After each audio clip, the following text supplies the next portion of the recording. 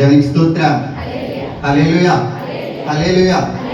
మైక్లో చెప్తే అర్థమవుతుందా, లేకపోతే మైక్ తీసేసి చెప్పనా? ఎందుకంటే ఎంతసేపు చెప్పమంటారండి? 10:30 అంట.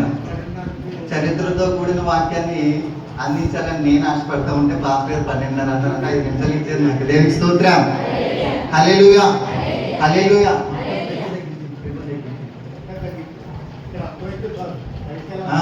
ఇక్కడ మనకు అర్థమైతే చాలు, మనం రక్షించబడితే చాలు, తర్వాత మీద రక్షించు. దేవునికి స్తోత్రం.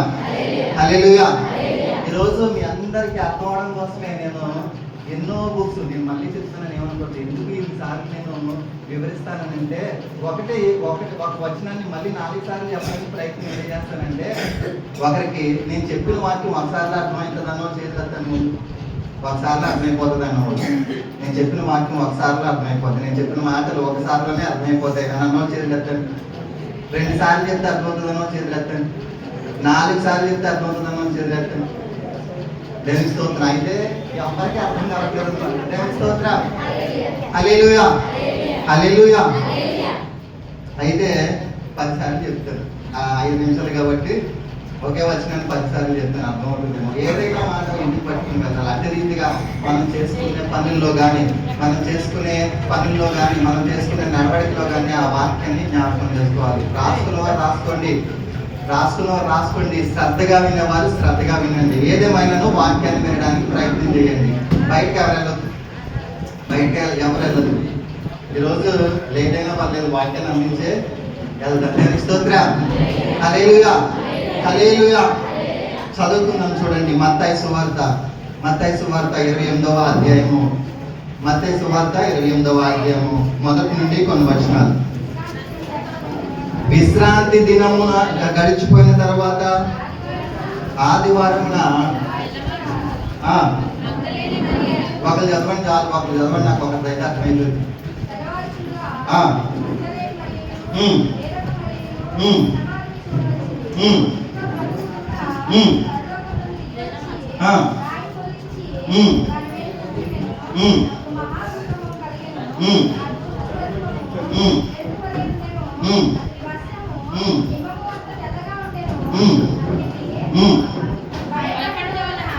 మళ్ళీ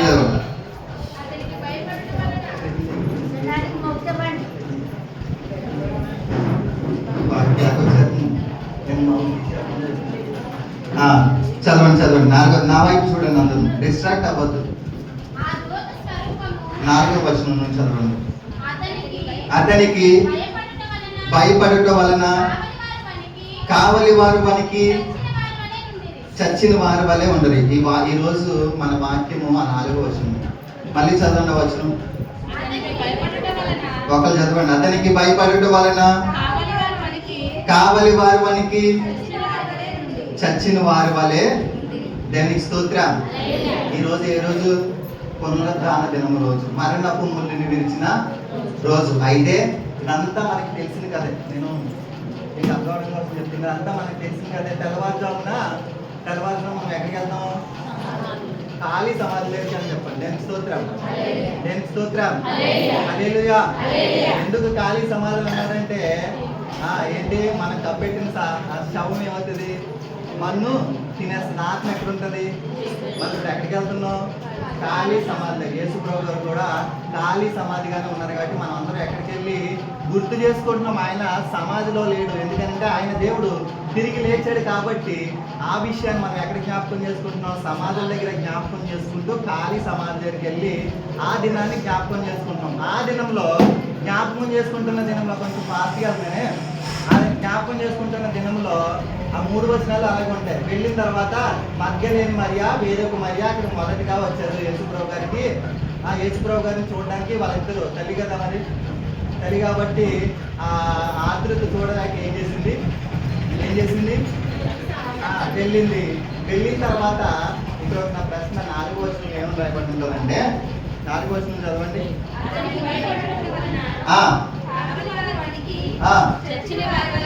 దేవునికి స్తోత్రం. హల్లెలూయా, హల్లెలూయా. అయితే ఇప్పుడు నా ప్రశ్న ఏంటంటే, శవం ఏమైంది? చనిపోయింది కదా. చనిపోయిన సమాధికి కావాలి ఎందుకు ఉండాలి? అది ఎక్కడికి కదలదు కదా, అది ఎక్కడికి కదలదు కదా, లేకపోతే ఎవరు వచ్చి తీసుకెళ్ళరు కదా, చనిపోయిన దాన్ని ఏం చేసుకుంటారు కదా.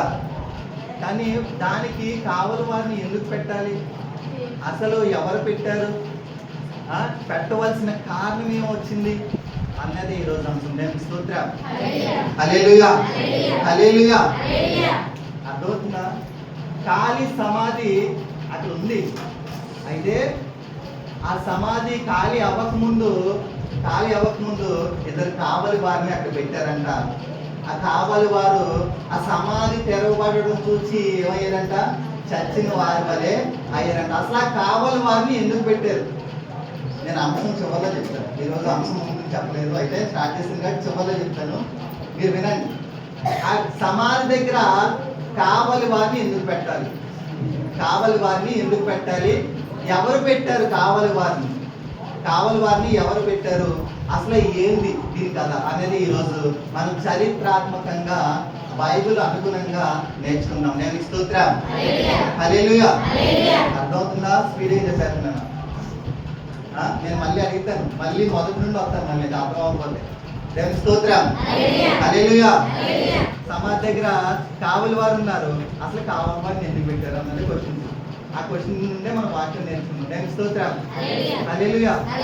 అయితే ఈ కావలి వారిని ఎందుకు పెట్టారు అని ఆలోచన చేస్తే, ఈ కావలి వారిని పెట్టింది ఈ కావలి వారు అంటే ఎవరు? సైనికులు. యేసు ప్రభు గారిని సిలువ వేసిన సైనికులు కదా. మీకు తెలిసి కదా, ఆ సినిమా చూసారు కదా అందరూ. ప్రముఖంగా అర్థమవుతుంది కదా, మీకు అర్థమైతే అందరికీ అర్థమైందంటే. దేవుని స్తోత్రం. హల్లెలూయా, హల్లెలూయా. ఈ కావలి వారిని ఎవరు వీళ్ళు? సైనికులు. ఈ సైనికులకి శతాధిపతి అని ఒక వ్యక్తి హెడ్ ఉంటాడు. అంటే శతాధిపతి అని అంటే ఈ సైనికులకి 100 మంది సైనికులు ఉంటారు. ఆ 100 మంది సైనికులకి ఒక ఉన్నత అధికారం అన్నమాట. దేవుని స్తోత్రం చెప్పండి. అయితే ఈ శతాధిపతి ఈ కావలి వారికి హెడ్, అంటే అధిపతి. ఈ కావలి వారికి అధిపతి. ఈ శతాధిపతి పైన అధిపతి ఎవరు? పొంతు పిలాతు. నీకు అర్థమవుతుందా? నేను కొంచెం వెనక్కి వెళ్తున్నాను. పొంతు పిలాతు కింద ఉన్నవారు ఎవరు? శతాధిపతి కింద ఉన్నవారు ఎవరు? వీళ్ళందరి పైన అధిపతి ఎవరు? పొంతు. అర్థమవుతుంది కదా మీకు? Very good. పొంతు పిలాతు కింద ఉన్నది శతాధిపతి. శతాధిపతికి 100 మంది సైనికులు ఇచ్చాడు. అందులో ఇద్దరిని కావలి వారి కింద ఎక్కడ పెట్టాడు? సమాధి దగ్గర. అసలు ఎందుకు పెట్టాడంటావు ఈ శతాధిపతి అన్నది ఈరోజు అంశము చరిత్రాత్మకంగా నేర్చుకుందాం. నేను స్తోత్రం. హల్లెలూయా, హల్లెలూయా. అయితే అసలు ఈ శతాధిపతి ఎలా వస్తాడు అన్నది చెప్పి, బైబిల్లో ఎంతమంది శతాధిపతులు ఉన్నారో చెప్పి నేను నా వాక్యాన్ని ముందుకి కొనసాగించడానికి ప్రయత్నం చేస్తాను. దేవునికి స్తోత్రం. హల్లెలూయా, హల్లెలూయా. రామ ప్రభుత్వం, యేసుప్రభు గారిని సిలువ వేసినప్పుడు ఏ ప్రభుత్వం నడుస్తుంది? రామ ప్రభుత్వంలో అధికారి ఎవరు? పొంతు పిలాతు. మీకు గుర్తుండడం కోసం మళ్ళీ నేను కొంచెం వెనక్కి వెళ్ళినా. రామ ప్రభుత్వం ఆధీనంలో ఉన్నప్పుడు యూదులు సంవత్సరానికి ఒకసారి పస్కా పండుగకి వేరు ప్రాంతాల్లో యెరూషలేముకి వచ్చేవారంట. స్తోత్రం చెప్పండి. హల్లెలూయా. అర్థమవుతుంది కదా? రామ ప్రభుత్వంలో ఉన్నప్పుడు యూదులు సంవత్సరానికి ఒకసారి యెరూషలేముకి వచ్చేవారు. ఎందుకు? పస్కా పండుగని ఆచరించడం కోసం. కానీ ఈ సంవత్సరం ఎవరయ్యారు పస్కా పండుగకి? మళ్ళీ యేసు ప్రభు గారు అయ్యారు. అయితే యథావిధిగా పస్కా పండుగ జరుగుతున్నప్పుడు యూదులకి తెలియదు కానీ, అయితే ఎక్కడున్న చుట్టుపక్కల చెదిరి ఉన్న యూదులందరూ ఎక్కడికి వచ్చారు? యెరూషలేముకి వచ్చారు. మొత్తం అందరూ యూదులు అందరూ రావడంతో రామ ప్రభుత్వాన్ని పరిపాలిస్తున్న పొంతు పిలాతు ఒక ఆలోచనకు వచ్చాడంట. ఏంటి ఆలోచన అంటే, యూదులందరూ ఎక్కడికి వచ్చారు? యెరూషలేముకి వచ్చేసారు కాబట్టి వీళ్ళందరూ మన మీద తిరుగుబాటు చేస్తారేమో అని చెప్పేసి ఒక శతాధిపతిని ఎన్నుకుని జాగ్రత్తగా ఆలోచించారు. ఒక శతాధిపతిని ఎన్నుకుని అతనికి 100 మంది సైన్యాన్ని ఇచ్చి, శతకం అంటే ఎంత? మీకు అర్థమవుతుంది కదా. శతాధిపతి అని ఎందుకు పేరు వచ్చిందనంటే 100 మందికి అధిపతిని శతాధిపతి అంటారు. దానికి స్తోత్రం. హల్లెలూయా. అయితే ఈ యూదులు రోమా ప్రభుత్వాల మీద తిరగబడకుండా ఉండడం కోసము పొంతు పిలాతు ఏం చేశాడు, ఒక శతాధిపతిని ఎన్నుకుని అతనికి 100 మంది సైనికుల్ని ఇచ్చి ఆ సైన్యాన్ని యూదులు పస్కా పండుగ ఆచరించేటప్పుడు వాళ్ళని ఖాయమని పంపించేవాడంట. దేవునికి స్తోత్రం. హల్లెలూయా. అర్థమవుతుంది కదా. అయితే పంపించేటప్పుడు ఏదైనా గొడవ జరిగింది అనుకో, ఎవరు బాధ్యత వహించాలి? సైనికులు. ఆ సైనికుల్ని కాపలా కాస్తున్న శతాధిపతి. అయితే ఈ శతాధిపతి కూడా ఈ సైనికుల్లో అన్ని విద్యల్లోనూ ఆరితేరిన వ్యక్తి. ఫర్ ఎగ్జాంపుల్, ఈటుతో మనం ఏం చేస్తున్నాము, ఈటుతో ఫైట్ పోరాడుతున్నాం అనుకో, అందులో ప్రాధాన్యత కలిగిన వ్యక్తి. లేకపోతే బల్యంతో పోరాడుతున్నాం అనుకో, అందులో ప్రాధాన్యత కలిగిన వ్యక్తి. లేకపోతే కత్తితో పోరాడుతున్నాం అనుకో, అందులో ప్రాధాన్యత కలిగిన వ్యక్తిని ఎన్నుకున్నాడు. ఎవరు? పొంతు పిలాతు. ఆయనే ఎవరు? శతాధిపతి. దేవునికి స్తోత్రం. హల్లెలూయా. హల్లెలూయా. ఎందుకు ఈ కావలి వారిని శతాధిపతి పెట్టాడు అని అంటే, కొంచెం వెనక్కి వెళ్తున్నాను. ఈ శతాధిపతికి యేసు ప్రభు గారిని సిలువ వేయమని అప్పగించాడు అంట. దేవునికి స్తోత్రం. హల్లెలూయా. హల్లెలూయా. శిక్ష అమలు చేసింది ఎవరు? పొంతు పిలాతు. దాన్ని దగ్గరుండి నడిపించింది ఎవరు? దేవునికి స్తోత్రం. మీకు అర్థమవుతుంది కదా. పొంతు పిలాతు అన్న ఉద్దేశం ఉండిపోతాం, కానీ అమలు చేసిన వ్యక్తి శతాధిపతి. అయితే ఎప్పటి నుండి స్టార్ట్ అయింది? ఆయన గెత్సెమనే తోటలో ఉన్నప్పటి నుండి ఆయన సిలువ వేసే చివరి వరకు ఈ శతాధిపతి దగ్గరుండి నడిపించేవాడు అంట. దేవునికి స్తోత్రం చెప్పండి. హల్లెలూయా. హల్లెలూయా. అయితే ఇప్పుడు నేను చెప్పే శతాధిపతి గురించి మనం ఆలోచన చేస్తే ఏమంటారు? శతాధిపతి. ఇంకో విషయం చెప్తున్నా, రోమ ప్రభుత్వంలో ఉన్నవారు యూదుల పైన అసలు జాలే చూపించరు. యూదుల పైనే కాదు, మనుషుల మీదే జాలి చూపించరు. వాళ్ళకి కళ్ళ ముందు చనిపోతున్నా వాళ్ళకి పట్టింపు ఉండదు. క్రూరంగా ప్రవర్తిస్తారు వాళ్ళు. ఏంటంటే ఒక్కనొక్క టైంలో ఏం చేసేవారంటే వాళ్ళని తల కిందకి కాళ్ళు పైకి పెట్టి వేలాడదీసి చంపేవారంట. ఎవరు? ఈ రోమ ప్రభుత్వంలో ఉన్న సైనికులు కానీ శతాధిపతులు కానీ అంత క్రూరులు, మనుషుల పైన జాలి లేనట్టు వారు. అటువంటి సిచ్యువేషన్ లో ఉన్న వ్యక్తే శతాధిపతి. దేవునికి స్తోత్రం. హల్లెలూయా. హల్లెలూయా. అయితే ఏం చేశాడంట ఈ పొంతు పిలాతు శతాధిపతికి ఏ కార్యక్రమాన్ని యేసుని సిలువ వేసే కార్యక్రమాన్ని అప్పగించాడంట. దేవునికి స్తోత్రం చెప్పండి. చదువుకున్న వాళ్ళు చేతులు ఎత్తండి. ఇప్పుడు యేసుప్రభు గారు 8 సువార్తలు 4 సువార్తలు ఉంటారు. అయితే మనకి శతాధిపతుల గురించి ముందు తెలియాలి. అసలు మత్తయి సువార్త నుండి అపోస్తల కార్యం వరకు ఎంతమంది శతాధిపతులు ఉన్నారు? ఈ శతాధిపతి ఎలా గుర్తుపెట్టుకోవాలి? రేపు పొద్దున్న మనం జ్ఞాపకం చేసుకున్నప్పుడు ఈ శతాధిపతిని ఎలా గుర్తుపెట్టుకోవాలి అని నేను కొంచెం లోతుగా చదివి నేను రాశాను. రిఫరెన్స్ రాసుకొని ఇంటికి చదువుకోండి. ఎంతమంది శతాధిపతులు ఉన్నారు? మత్తయి సువార్తలోను, మార్కు సువార్త, లూకా సువార్త, అపోస్తల కార్యంలోను ఎంతమంది శతాధిపతులు ఉన్నారు? వారు ఏ పనులు చేశారు? ఈ శతాధిపతి ఏ పని చేశాడు అనేది నేను రిఫరెన్స్ చెప్తాను. చదవాలి, ఎందుకంటే టైం చాలా అయిపోయింది. రిఫరెన్స్ చెప్తాను, ఆ తర్వాత మీరు ఇంటికి వెళ్ళి చూసుకోండి. మత్తయి మొదటి శతాధిపతి లూకా సువార్త 7వ అధ్యాయము 1వ వచనంలో ఉంటాడు. ఈయన కపెర్నహూములో ఉండే శతాధిపతి. ఎవరికైనా తెలిసి ఈ శతాధిపతి గురించి? ఈయన కపెర్నహూములో ఉండే శతాధిపతి. ఈయన తన ప్రియుడైన దాసుడు జ్వరంతో బాధపడుతుంటే యేసుప్రభు గారి దగ్గరికి వచ్చి ప్రభా, నా దాసుడు బాధపడుతున్నాడు, నువ్వు తన ఇంటికి వచ్చి ఏం చేయమంటాడు? స్వస్థపరచు. శతాధిపతి గురించి 1, 2 తెలిసే ఉండొచ్చు.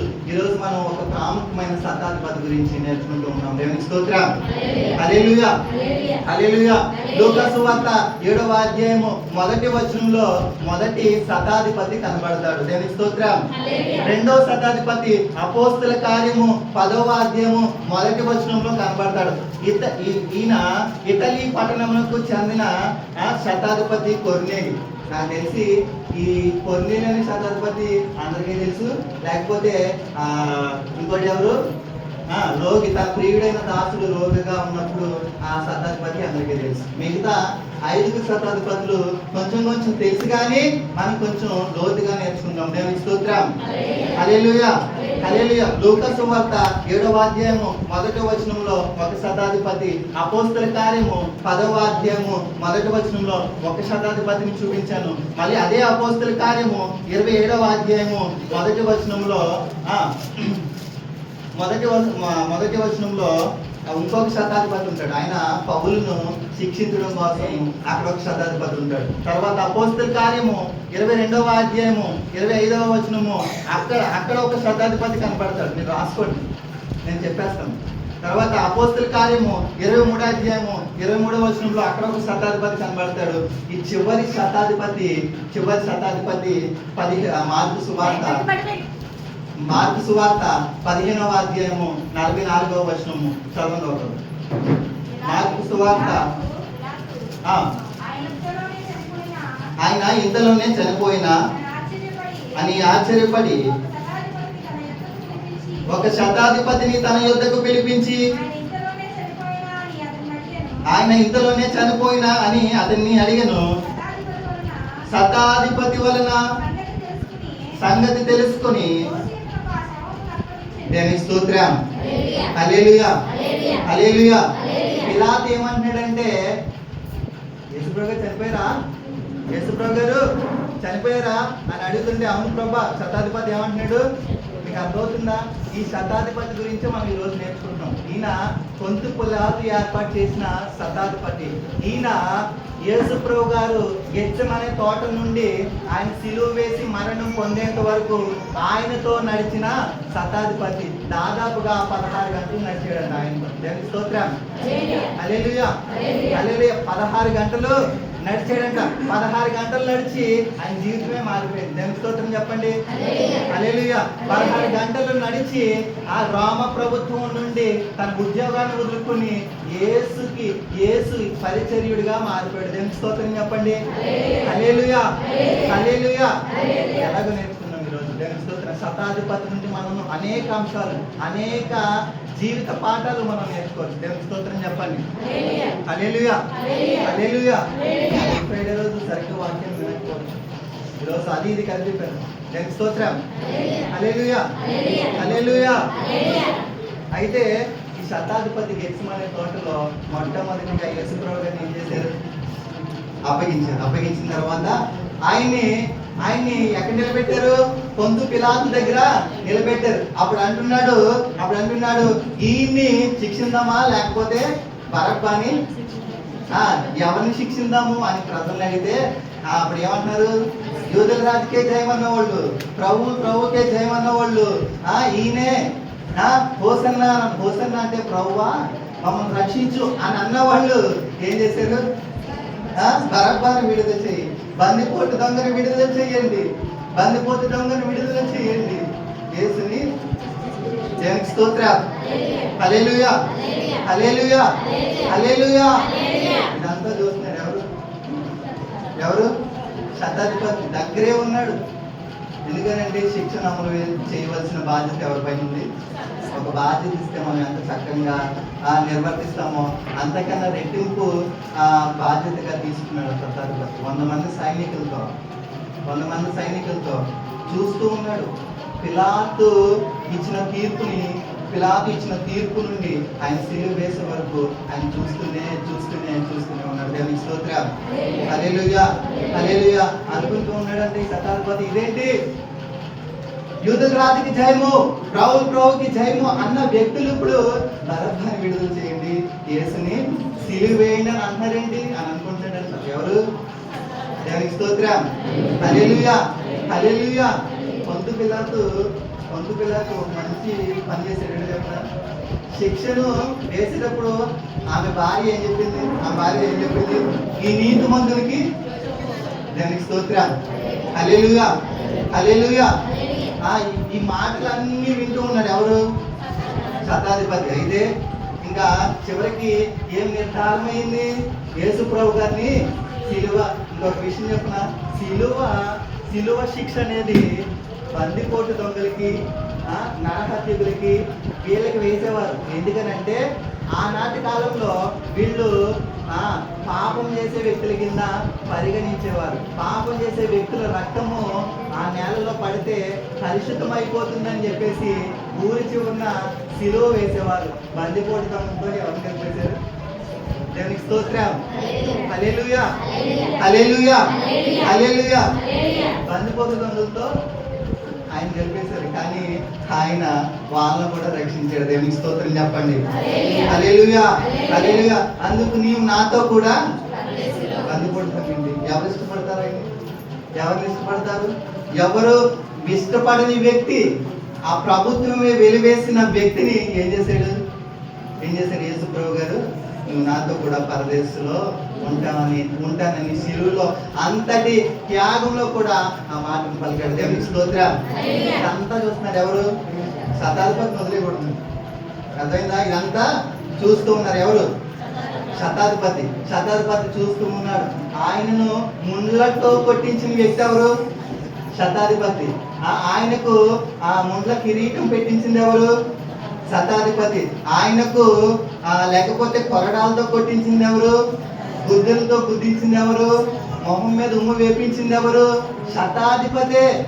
ఇవన్నీ చేపించిన, ఎంత ఆశ్చర్యమైన విషయం అంటే ఇవన్నీ చేపించిన ఆయన మాట్లాడుకుంటూ ఉండిపోయింది. వదకు తెరబడిన దేవునికి స్తోత్రం. హల్లెలూయా. నేను ఎక్కడా చూడలేదు ఇటువంటి వ్యక్తిని, నేను ఎక్కడా చూడలేదు. ఏంటి ఇన్ని చేస్తున్నా కూడా ఒక్క మాట కూడా మాట్లాడలేకపోతూ ఉన్నారు. దేవునికి స్తోత్రం. హల్లెలూయా, హల్లెలూయా, హల్లెలూయా. చూస్తున్నాడండి, 16 గంటలు ఉన్నాడంట. దేవునికి స్తోత్రం చెప్పండి. హల్లెలూయా. ఈ 16 గంటల్లో ఆయన జీవితమే మార్చేసుకున్నాడు. ఈ 16 గంటల్లో ఆయన స్వభావాన్నే మార్చేసుకున్నాడు. దేవునికి స్తోత్రం. హల్లెలూయా, హల్లెలూయా. నేను చెప్తున్నాను, శతాధిపతిలాగా మనం మారిపోవడం కాక. దేవునికి స్తోత్రం. హల్లెలూయా. ఎందుకు మాటలు అంటున్నానంటే చివరిగా ఆయన సువార్త ప్రకటించడం కోసం తన ప్రాణాన్ని వదిలేశాడు. ఈయన గురించి చదివినప్పుడు కన్నీళ్ళు వచ్చినాయి నాకు. ఈయన గురించి చదివినప్పుడు నేను చాలా ప్రభా ఇటువంటిది మాకు ఈ కాలంలో మాకు ఇటువంటిది కావాల్సింది ఇదే కదా. బహు భయంకరమైన కాలంలో మేము ఉన్నాము. త్వరగా నీవు వస్తున్నావు అని మేము నమ్ముతూ ఉన్నాము. రాజ్యం మీదకి రాజ్యం వస్తుంది. నీవు బైబిల్లో పొందుపరిచిన విషయాలన్నీ బయట మాకు జరుగుతూ ఉన్నాయి, మేము చూస్తూ ఉన్నాము. ఇటువంటి హృదయాన్ని మాకు ఎందుకు లేదు. ఈరోజు ఈ శతాధిపతిని బట్టి మనం అనేకమైన విషయాలు నేర్చుకోవచ్చు. దేవునికి స్తోత్రం. హల్లెలూయా, హల్లెలూయా. అయితే బైబిల్లో ఈ శతాధిపతి పేరు ఇవ్వబడలేదు కానీ చరిత్రలో పేరు రాయబడి ఉంది. ఎందుకంటే ఒక బుక్కే రాయబడి ఉంది. శతాధిపతి పేరు ఇవ్వబడలేదు కానీ ఈయన పేరు చరిత్రలో లాజినస్ రాసుకోండి కావాలి. లాజినస్ లేకపోతే లాంగినస్ అని రాయబడింది. ఏంటిది? లాజినస్. చెప్పండి అందరూ చెప్పండి. లాజినస్. పలకడం కొంచెం కష్టంగా ఉంది కదా, ఉందా లేదా? ఆ పేరు ఏం పేరు? చెరువు పేరేం పేరు చెప్పు. జెమిమా జోయ్. ఆ పేరు నాకు పలకడం రాదు. పాస్టర్ గారు ఇద్దరు పేర్లు పలక్క చెరువు కాలం అంటారు. దేవుని స్తోత్రం. హల్లెలూయా. ఒకప్పుడు పాస్టర్ గారి పేరు లాజర్ గారు. తర్వాత కాలం కాదనుకోండి ప్రసన్న. కొంచెం అప్డేటెడ్ వర్షన్ వీళ్ళందరూ. ఆ పేర్లు పలకలేక ఏమంటారు పాస్టర్ గారు? చెరువు కాలం అంటారు. దేవుని స్తోత్రం. హల్లెలూయా. అటువంటి పేరు ఇతుంది లాజినస్. ఏంటి? లాజినస్ లేకపోతే లాంగినస్. ఈ శతాధిపతి పేరు లాజినస్. రాసుకోండి కాదు. దేవునికి స్తోత్రం. హల్లెలూయా. లాజినస్ అంటే దాని అర్థము దృఢమైన లేకపోతే బలమైన ఈటే. దేవునికి స్తోత్రం చెప్పండి. దృఢమైన లేకపోతే బలమైన దృఢమైన లేకపోతే స్ట్రాంగ్, దృఢమైన, పొడవైన, బలమైన ఈటె. దేవుని స్తోత్రం. హల్లెలూయా. ఈ లాజినస్ కి యుద్ధ విద్యల్లో నైపుణ్యం పొంది పొంది పొంది పొంది ఎడం కొన్న ఒకటి కనబడ్డం మానేస్తున్నాడు. దేవుని స్తోత్రం. ఎడం కొనుగో కనబడ్డం మానేసిన కూడా తన ఉద్యోగాన్ని కర్తవ్యంగా లేకపోతే ఉన్నతంగా ఆయన ఏం చేస్తూ ఉన్నాడు, కర్తవ్యాన్ని నిర్వర్తిస్తూ ఉన్నాడు. అటువంటి భాగంలో ఎవరిని తీసుకున్నాడు యేసు ప్రభు గారు? సిలువ వేసే భాగాన్ని తీసుకున్నాడు. దేవునికి స్తోత్రం. హల్లెలూయా, హల్లెలూయా. అయితే ఏమైంది అసలు? ఈ లాజినస్ ఏం చేశాడు? వినండి, అయిపోయింది. నేను చరిత్ర రెఫరెన్స్ ఏం చెప్పట్లేదు, చెప్పేస్తాను డైరెక్ట్. ఈ లాజినస్ ఏం చేశాడనంటే ఈయన సిలువను ఆగేస్తుందా? ముగించమంటే ముగించేస్తాను, అలాంటిది ఏం లేదు. ముగించమంటే ముగించేది. రేపు గారు మీరు చెప్పండి. దానికి స్తోత్రం. హల్లెలూయా, హల్లెలూయా. ఈ లాజినస్ పేరేం పేరు? ఈ సందర్భంలో ఏం చేస్తున్నాడు? యేసు ప్రభు గారు సిలువ శిక్షను అమలు చేస్తూ ఉన్నాడు. అయితే ఈ సిలువ శిక్షను అమలు చేస్తూ ఎక్కడికి వచ్చాడనంటే ఆయన గొల్గొతా స్థలం దగ్గరికి వచ్చాడు. గొల్గొతా స్థలంలో ఆయన పలికిన మొదటి మాట ఏంటి? అది మొదటిగా ఎవరికి వర్తిస్తుంది? ఈయన సిలువ వేసిన ఆ మాట విన్నాడంటే శతాధిపతి. దేవుని స్తోత్రం చెప్పండి. హల్లెలూయా. రెండు చేతులు పైకెత్తి చెప్పండి. హల్లెలూయా. తండ్రి, వీరేమి చేస్తున్నారు, వీరికి ఎరుగరు గనుక వీరిని క్షమించుమని చెప్పాడంట. ఆ మాట మొదటగా వర్తించే వ్యక్తులు ఎవరు? ఈ శతాధిపతి కింద ఉన్న 100 మంది వ్యక్తులు. దేవుని స్తోత్రం. హల్లెలూయా. ఆ మాట విన్నాడు ఎవరు? ఆ మాట విన్నాడు. విన్న వెంటనే ఆశ్చర్యపోయాడు. ఏంటి, మేము ఇంత క్రూరంగా హింసిస్తున్నాము, ఏం చేస్తున్నాము? కొరడాలతో పడుతున్నాము, ముంత కిరీటం పెట్టాము, ఆయన చేతులకి మేకలు వేసాము, కాళ్ళకు మేకలు వేసాము, ఆయన నోరు మెదపట్లేదు. అదే కాకుండా మా కోసం తండ్రికి ఏం చేస్తూ ఉన్నాడు? ప్రార్థన చేస్తున్నాడు, మమ్మల్ని క్షమించమని. ఆ మాట విన్నాడంట. దేవునికి స్తోత్రం చెప్పండి. హల్లెలూయా, హల్లెలూయా, హల్లెలూయా. ఆ మాటే కాకుండా రెండో మాట ఏంటి? అసలు ఈ 3 మాటలు చాలా, మీరు ఒక విషయం ఆలోచన చేస్తే ఒకటో మాట, రెండో మాట, మూడో మాట అక్కడ ఉన్న వారి కోసమే ఉంటుంది. 4, 5, 6, 7 మాటలు ఆయన కోసం ఉంటాయి. నిజానికి చనిపోయిన చివరి దినాల్లో ఎవరి గురించి మాట్లాడతారు చెప్పండి? వారి కుటుంబం కోసం మాట్లాడతారు. నాన్న అమ్మ జాగ్రత్త, నాన్న లేకపోతే నేను బ్యాంకులో డబ్బు దాచాను, చివరి దినాల్లో అయ్యే కదా మాట్లాడతారు. కానీ ఏం మాట్లాడాడు? మొదటి 3 మాటలు మీరు ఏం చేస్తున్నారో మీరు తెలియట్లేదు, వీరిని క్షమించండి. రెండో మాట ఏం మాట్లాడుతున్నాడు? దొంగ గురించి, బందిపోటు దొంగ గురించి మూడో మాట ఏం మాట్లాడుతున్నాడు? అమ్మకు ఏం చేస్తూ ఉన్నాడు? దేవునికి స్తోత్రం. హల్లెలూయా, హల్లెలూయా. ఈ విషయాలన్నీ గమనిస్తూ ఉన్నాడు ఎవరు? దేవునికి స్తోత్రం. హల్లెలూయా, హల్లెలూయా. అయితే ఒక విషయం మీకు నేను తెలియజేస్తాను. ఏంటంటే సిలువ శిక్ష ఎవరికి అప్పగించారు? శతాధిపతికి అప్పగించారు. అయితే సిలువ శిక్ష కంప్లీట్ చేశారు కదా. ఎందుకంటే తర్వాత రోజు ఏమవుతుంది? ఆదివారం అవుతుంది. అయితే యూదులు మతాచార ప్రకారము ఆ ఆదివారానికి ఎవరు ఉండకూడదు, సిలువ మీద ఎవరో ఉండకూడదు, మా రక్తము భూమి మీద పడకూడదు. కాబట్టి ఏం చేస్తారనంటే ఈ శతాధిపతులు ఏం చేస్తారంటే సిలువ మీద ఇంకా బ్రతికున్న వాళ్ళని ఏం చేస్తారనంటే ఒక సుత్తె తీసుకుని కాళ్ళు మీద కొడతారు. దేవునికి స్తోత్రం. హల్లెలూయా. నేను ఒట్టిగా చెప్పట్లేదు, బైబిల్ చూద్దాం చూడండి. యోహాను సువార్త 19వ అధ్యాయము 31వ వచనం. త్వరగా రిఫరెన్స్ తీయకూడదు అనుకున్నాను. చదవండి ఫాస్ట్గా.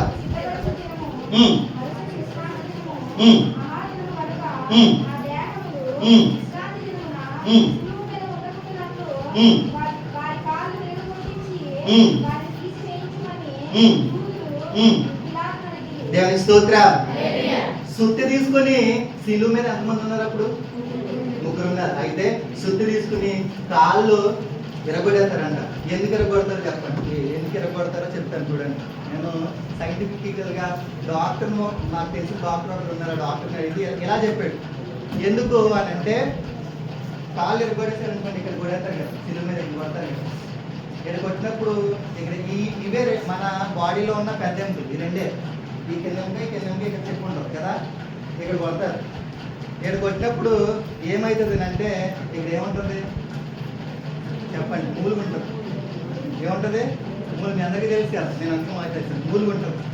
ఆ సుత్తితో కొట్టినప్పుడు ఆ మూలికే చిట్లు పోయి రక్తంలో కలిసిపోతుంది. రక్తంలో కలిసిపోయినప్పుడు రక్తం ఏమవుతుంది? గడ్డగట్టేస్తుంది. రక్త ప్రసరణ ఆగదు, ప్రసరణ జరగదు. జరగక హార్ట్ పంపింగ్, రక్త ప్రసరణ చేయదు. హార్ట్ పంపింగ్ చేయకపోతే మనిషి ఏమవుతుంది? స్తోత్రం. ఎందుకు సుత్తితో కొడుతున్నారు మీకు అర్థమైంది కదా. ఒకవేళ అప్పుడు వాళ్ళకి ఏ ఉద్దేశంతో కొడుతున్నారో తెలియదు, కానీ వైద్య భాష పరిజ్ఞానం ప్రకారం సుత్తితో కొట్టడం వల్ల అలా జరుగుతుందండి. దేవునికి స్తోత్రం. హల్లెలూయా, హల్లెలూయా. అయితే సుత్తితో మొదటి దొంగని రెండవ దొంగని సుత్తితో కొట్టేశారు. మొదటి దొంగని రెండవ దొంగని సుత్తితో కొట్టేస్తే ఆ మూలికి చిట్లు పోయి రక్త ప్రసరణ జరగక వాళ్ళిద్దరూ చనిపోయారు. అయితే యేసు దగ్గరికి వచ్చేసరికి సుత్తుతో పట్టడం ఆగిపోయారండి. ఎందుకో దేవుని స్తోత్రం. అప్పటికే ప్రాణము విడిచెను అని అనుకుని, బైబిల్ అలా రాయకూడదు, అప్పుడే ప్రాణము విడిచెను అని అనుకుని సుత్తుతో కొట్టకుండా ఈ లాజినస్ అనే వ్యక్తి, ఆయన నేను ఇందాకలో చెప్పాను, ఈయన అన్ని విద్యల్లోనూ ఆరితేరిన వ్యక్తి. ఈ లాజినస్ అనే వ్యక్తి, ఈ శతాధిపతి ఈట తీసుకుని పక్కలోకి వచ్చాడంట. దేవుని స్తోత్రం చెప్పండి. హల్లెలూయా, హల్లెలూయా. ఈట తీసుకొని పక్కలో పొడిచాడంట. పక్కలో పొడిచినప్పుడు రక్తము నీరు కారి ఆయన ముఖం మీద పడ్డదంట. దేవుని స్తోత్రం చెప్పండి. హల్లెలూయా. ముఖమే పడితే నేను ఇందాక ఏమన్నాను, ఆయన యుద్ధ విద్యల్లో ఆ ప్రాధాన్యం పొంది ఎడకొన్ను. దేవుని స్తోత్రం. ఈ రక్తము ఈ కంటి మీద పడగానే ఆ కన్ను చూపు పొందుతుందండి. గట్టిగా దేవునికి స్తోత్రం చెప్పండి. హల్లెలూయా. రెండు చేతులు పైకెత్తి దేవునికి స్తోత్రం. హల్లెలూయా. అమ్మ అది చూడగానే ఆ కన్ను చూపు పొందగానే వెంటనే సిలువ దగ్గర మోకాళ్ళు చేశాడు. దేవుని స్తోత్రం. హల్లెలూయా, హల్లెలూయా. అది ఆ కన్ను చూపు పొందగానే రామ ప్రభుత్వంలో ఉన్న మొట్టమొదటి ఆజ్ఞ ఏంటో తెలుసా? ఎవరు కూడా యూదుల దగ్గర మోకాళ్ళు ఉండకూడదు, ఎవరు కూడా ఆ యూదుల దగ్గర వంగి ఉండకూడదు. కానీ చూపు పొందిన వ్యక్తి వెంటనే ఏం చేశాడు? ఎవరతను? లాజినస్, శతాధిపతి. దేవునికి స్తోత్రం. హల్లెలూయా, హల్లెలూయా. వెంటనే చూపు పొంది ఈయన నిజముగా దేవుని కుమారుడు అని శతాధిపతి. దేవునికి స్తోత్రం. చూడండి, అది కూడా చూడండి. మత్తయి సువార్త ఒకటి చదవండి. మత్తయి సువార్త 27వ అధ్యాయము 54వ వచనము, మార్కు సువార్త 15వ అధ్యాయము 39వ వచనము, లూకా సువార్త 23వ అధ్యాయము 47వ వచనం చదవండి. లూకా సువార్త 23వ అధ్యాయము 47వ వచనము.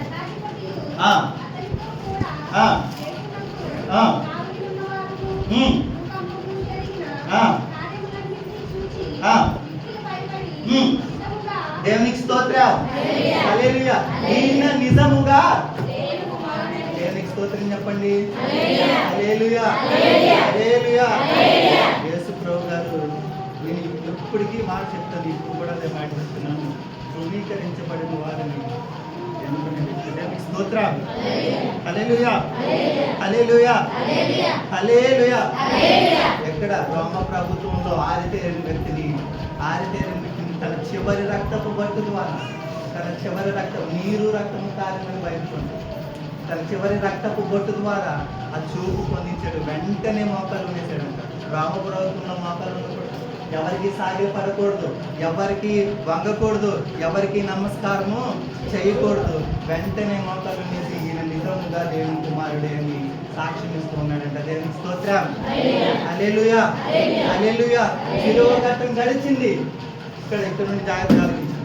శిలువ ఘట్టం గడిచిన తర్వాత ఆయన శవాన్ని ఎవరికి ఇచ్చారు? అరిమతయి యేసుకి ఇచ్చాడు. ఎక్కడ పెట్టారు?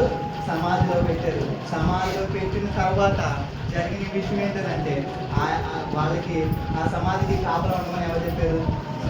శతాధిపతి. ఎందుకంటే ఆయన తెలుసుకున్న వ్యక్తి, ఆయన సమాధి ద్వారా అనేకమైన కుట్రలు జరుగుతాయి. ఇంకో విషయం చెప్పిన, ఆయన చనిపోయి 3వ దినాలు లేగిస్తానని వాగ్దానం చేసిన వ్యక్తి. ఆ మాట నెరవేరడం కోసము లేకపోతే పొంతు పిలాతు రాజ్యంలో ఎవరైనా కుట్రలు పన్నుతారేమో అన్న ఉద్దేశంతో శతాధిపతి ఇద్దరికి కావలి వారిని అక్కడ పెట్టాడండి. దేవునికి స్తోత్రం. హల్లెలూయా, హల్లెలూయా. కావలి వారు ఏం చేశారంటే, కావలి వారు ఆ దూత రాగానే భయపడి అక్కడ ఇప్పటికే చదువుకున్నాం, చచ్చిన వారి వల్లే అయ్యారంట. అయితే ఈ విషయం, ఇంకో విషయం చెప్పిన నేను మీకు చదివిస్తాను. యోహాను సువార్త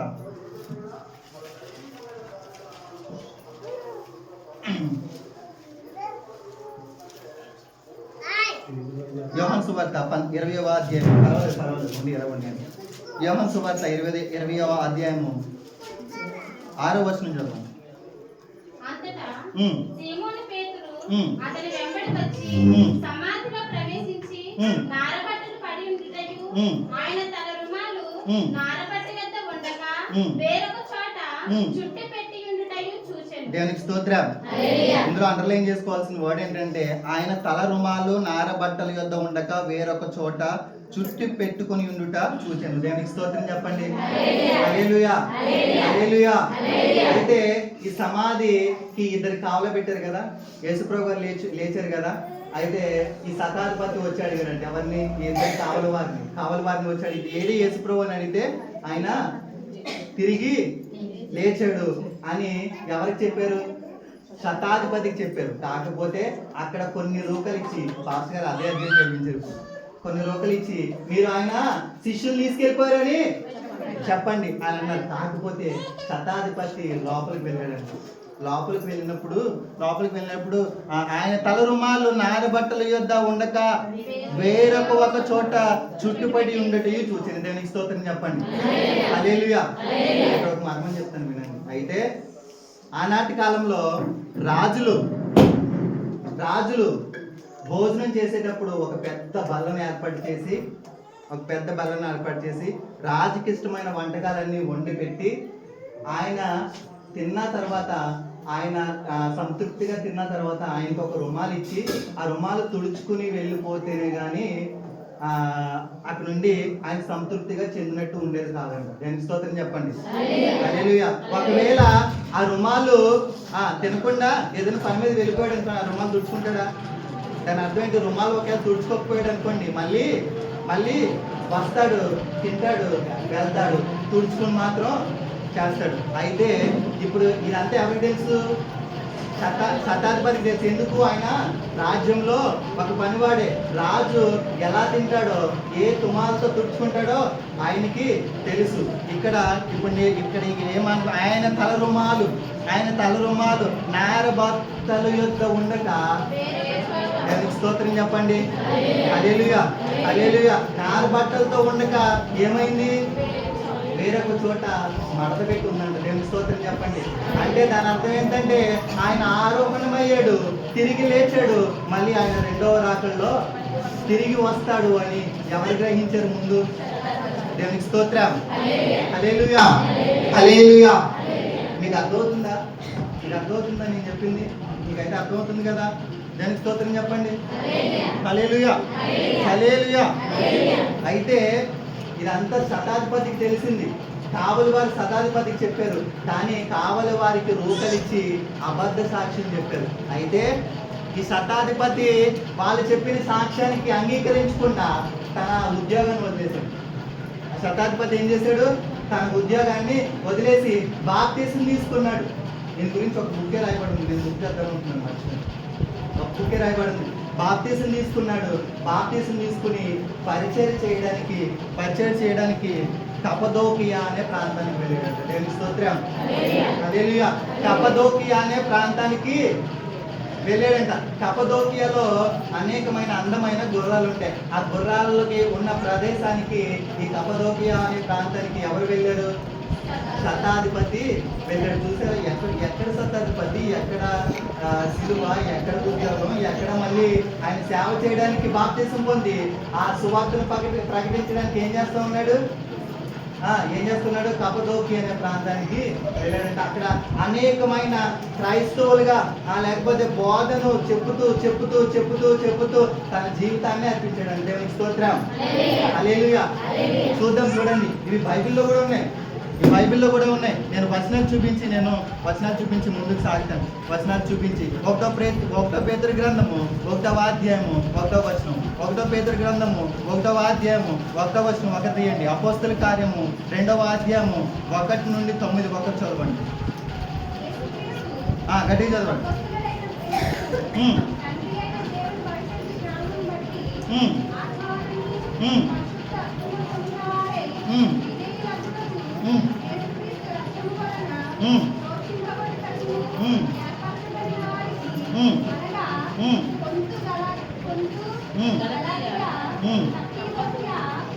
ఆపండి చదవడం సరిగ్గా చదవండి. కపదోకియా ఏంటది?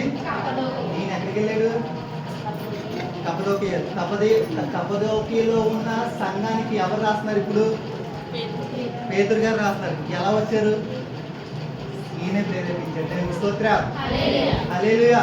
మీకు అర్థమవుతుందా? చదివి ఉన్న ఇప్పుడు పేతురు గారు ఏం చేసేవారు? ఈ పేతురు ఏంటిది యోహాన్ గారు ఏం చేసేవారు? చదివి ఉన్న సంఘాలకు అన్నింటికి ఉత్తరాలు రాసేవారు. మరి కపదోకియాలో వాళ్ళు కూడా చదివి ఉన్నారు. వాళ్ళు దేవుని తెలుసుకున్నారంటే ఎవరి ద్వారా తెలుసుకున్నారు? శతాధిపతి ద్వారా, ఈ లాజినస్ అనే వ్యక్తి ద్వారానే తెలుసుకున్నారు. అపోస్తల కార్యము 2వ అధ్యాయం 1 నుండి 19, 1 నుండి 9 వరకు ఒక చదవండి.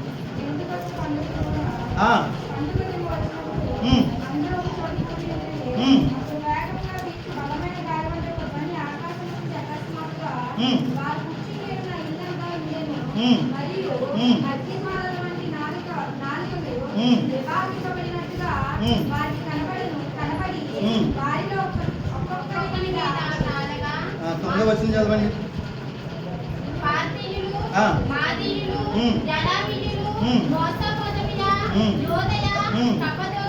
స్తోత్రం. హల్లెలూయా. పెంతెకొస్తు పండుగ రోజు ఏం చేస్తారంటే దేవుని ఆత్మ వాళ్ళ మీదకి వచ్చినప్పుడు ఈ కపదోకియా ప్రజలు కూడా దేవుని స్తోత్రం. ఈ కపదోకియాలో ఉన్న ప్రజలకి ఎలా దేవుని గురించి తెలిసింది? ఈ శతాధిపతి ద్వారా. దేవునికి స్తోత్రం. హల్లెలూయా. హల్లెలూయా. మన డినామినేషన్స్ ఎన్ని చెప్పండి? డినామినేషన్స్ అంటే చర్చిలు పేర్లు అని చెప్పండి. ఒక్కొక్కలో పేరు చెప్పండి. చర్చ్ పేరు Baptist church, L'Oreal church, Pentecost church, Catholic church, Christ church, క్రీస్తు సంఘం క్రైస్ట్ చర్చ్ ఒకటే. అయితే రోమన్ క్యాథలిక్ చర్చ్ వారు మార్చి 15వ తారీఖున ఈ సెయింట్ లాజినస్ అనే వ్యక్తిని జ్ఞాపకం చేసుకుంటారు. దేవునికి స్తోత్రం. కావద్దు రోమన్ చర్చ్లో ఎవరైనా ఉంటారు, నేను అక్కడే ఉన్నాను అనుకుంటున్నాను. దేవునికి స్తోత్రం. ఈ మార్చి 15వ తారీఖున రోమన్ క్యాథలిక్ చర్చ్ వారు ఈ సెయింట్ లాజినస్ అనే వ్యక్తిని జ్ఞాపకం చేసుకుంటారు. ఎందుకు? హతసాక్షి నుండి ఈ యేసు ప్రభు గారిని శిక్షించే దగ్గర నుండి ఎక్కడికి మారాడు? సేవకునిగా మార్పు చెందారు. కాబట్టి రోమన్ క్యాథలిక్ చర్చ్ వారు మార్చి 15వ తారీఖున ప్రత్యేకంగా ఆయన గురించి ఒక రోజు కేటాయించి వారిని జ్ఞాపకం చేసుకుంటారు. అలాగే ఆర్థోడాక్స్ చర్చ్ వారు, ఆర్థోడాక్స్ చర్చ్ అని కూడా అదొక క్యాథలిక్ చర్చ్ ఉంది. వాళ్ళు కూడా అక్టోబర్ 16వ తారీఖున ఈ సెయింట్ లాజినస్ అనే వ్యక్తిని జ్ఞాపకం చేసుకుంటూ ఉంటారు. దేవునికి స్తోత్రం. హల్లెలూయా. హల్లెలూయా. హల్లెలూయా. అయిపోయింది, నేను ముగించేస్తాను. ఈయన ఈ కపదోకి అనే ప్రాంతానికి వెళ్ళినప్పుడు అయిపోయింది టైం. కపదోకి అనే ప్రదేశానికి వెళ్ళినప్పుడు అక్కడ ఉన్న ప్రజల్ని ఏం చేస్తూ ఉన్నాడు? దేవుని వైపు నడిపిస్తూ ఉన్నాడు, దేవుని మార్గంలోకి నడిపిస్తూ ఉన్నాడు. అనేకుల్ని మార్పు చెందించాడు. ఈ విషయం పొందుపిలాదికి తెలుసు. దేవుని స్తోత్రం. హల్లెలూయా. హల్లెలూయా. పొందుపిలాదికి తెలిసింది. పొందుపిలాది వెంటనే ఆ శతాధిపతిని, ఆ లాజినస్ ని పిలిపించండి ఇక్కడికి, ఆ లాజినస్ ని ఇక్కడికి పిలిపించండి అని చెప్పినప్పుడు సైనికులు వెళ్ళారండి. ఎవరి దగ్గరికి? శతాధిపతి దగ్గరికి. ఇంతకుముందు ఆ సైనికులు ఎవరి దగ్గర పనిచేశారు? శతాధిపతి దగ్గరికి పనిచేస్తే లాజినస్ ఏం చేశాడంటే, రండి నేను క్రీస్తు, ఈ మాట అందుకే నాకు చాలా ఇష్టం. నేను క్రీస్తుని పోలిన ప్రకారం మీరు నన్ను నేను కూడా యేసు ప్రభువుని పోలి ఉన్నాను. రండి కూర్చోండి, భోజనం పెడతాను, భోజనం పెట్టాడు. దేవునికి స్తోత్రం. హల్లెలూయా. చక్కగా ఆ సైనికులు భోజనం చేస్తారంట. భోజనం చేసినాక మాట చెప్తారంట, విషయం చెప్తున్నారంట. ఇంకో మమ్మల్ని కొత్త పిల్లలతో పంపించాడు, నిన్ను తీసుకురమ్మన్నాడు, ఒకవేళ తీసుకుని రాకపోతే నీకు చిరఛేదం చేయమన్నాడు, అలా నరికేమన్నారు అని చెప్పారు. నేనైతే బ్రతుకుట క్రీస్తే, చావైతే నాకు లాభము అని ఏం చేశాడంట ఈ సెయింట్ లాటినస్ అనే వ్యక్తి.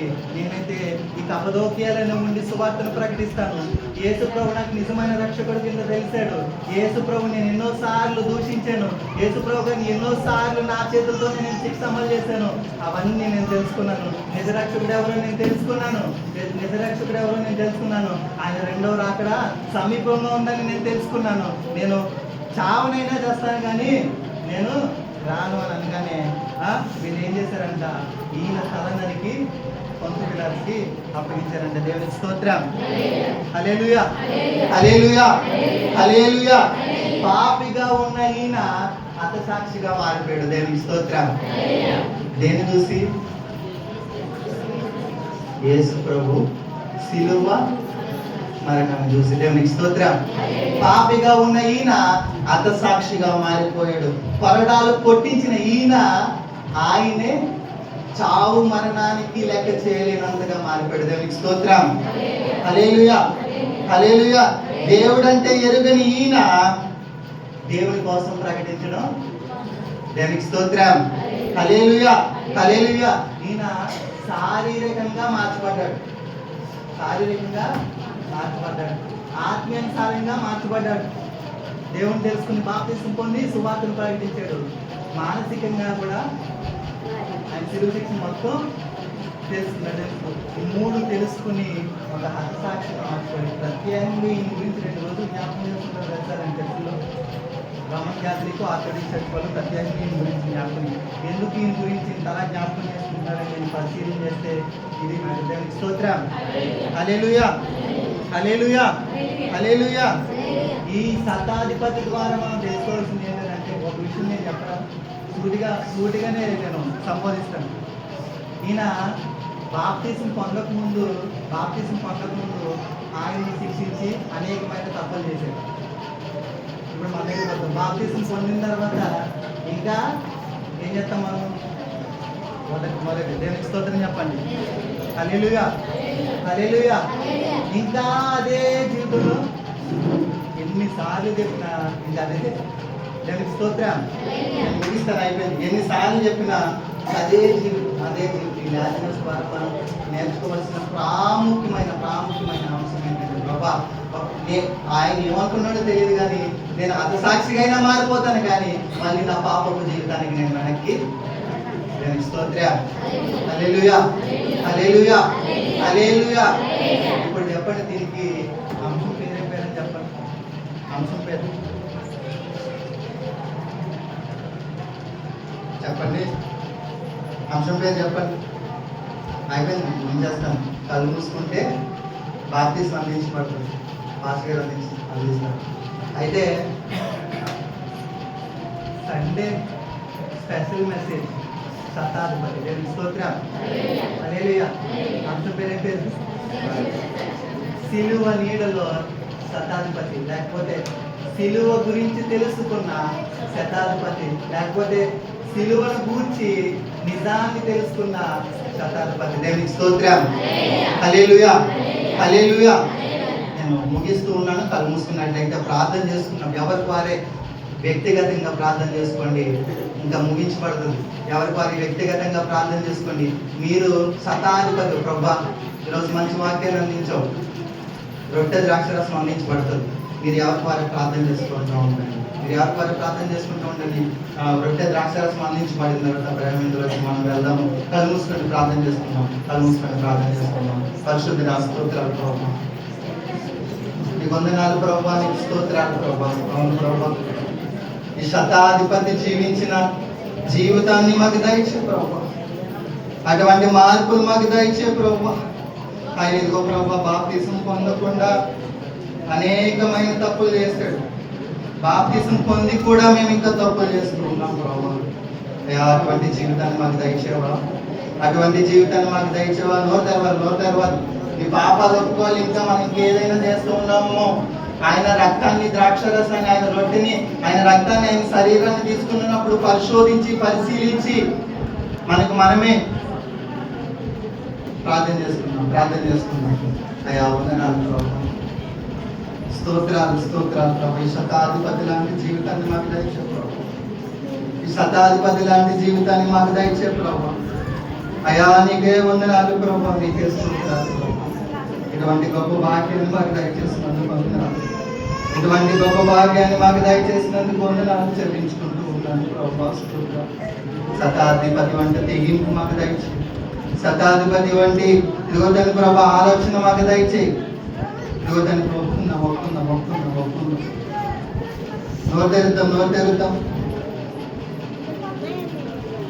నోరు తెరుద్దాం, ప్రార్థన చేద్దాం.